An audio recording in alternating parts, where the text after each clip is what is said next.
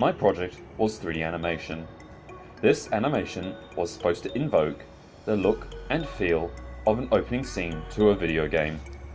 As you can currently see on screen, there are a few pieces of art. These pieces of art are the concept art that I use for the characters.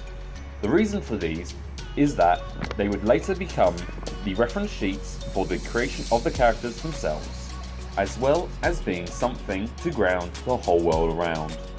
Without these, the world might look completely different to the design of the characters. The reason that I did the design that I did was because I like the look of Western as well as sci-fi. So I thought, why not mix the two together, giving a Western sci-fi theme to the world. This means that most of the world looks Western, with bits of sci-fi sprinkled throughout, like the horses, who are yes horses which are a Western thing, but they are not natural horses like we have on Earth. These ones are fully robotic with jet engines. The first thing I had to make was the buildings, as without these I had nothing to go off for scale. So I built the buildings, the world, and the rest of the stuff to dress the set for the animation. After I had finished the 3D modelling for the buildings, it was on to the 3D modelling for the characters. For this I used Maya and the concept art.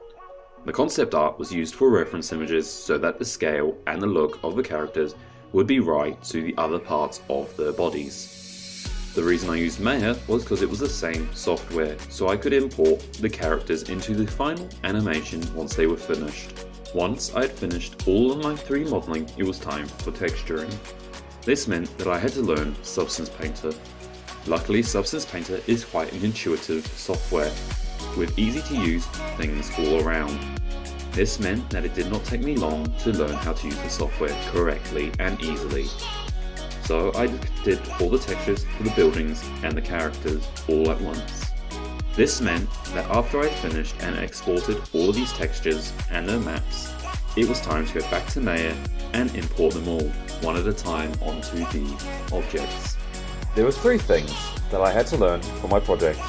The first of these was design, as I have never had to make a world that feels cohesive to itself without being too ridiculous. The second is that I have never had to make textures for 3D models before, which meant that I had to learn UV mapping as well as the texturing itself. Luckily, there was a solution that was easy for both of these. For the UV mapping, there was a section already built into the software that I was using for animating.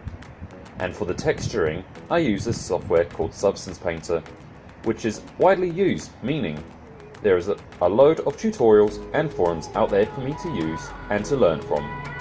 The final thing that I had to learn was, of course, animating itself, as I have never had to do this before and was the main reason for me doing my project in the first place. For this, I had to watch a lot of tutorials and even use the site known as Pluralsight to learn how to animate characters and other objects in a 3D environment. There were also some struggles with my project.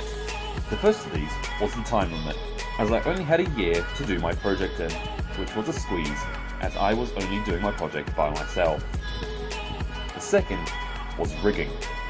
As I have never rigged characters for animation before, I did not know what I was doing, and tutorials always took a long time to get through. So after I had finished these tutorials, I would have a try, and would not be able to do it myself. It took quite a while for me to be able to figure out how to rig characters correctly for my animation, but I got there in the end. The final struggle that I had was, of course, animating again. As I have not done this before, I had to learn this all from scratch, which meant I had to watch yet more tutorials and read a lot of stuff about it. After I had read and watched all the things that I could find on the topics I wanted, I would give this a try. Sometime it would work and sometime it wouldn't. All in all, I was quite happy with my project, and I'm definitely going to carry on with 3D modelling, texturing and animating in the future. I will also be telling others to give this a try, as it is a load of fun and feels really good once you've finished it. Thank you for listening.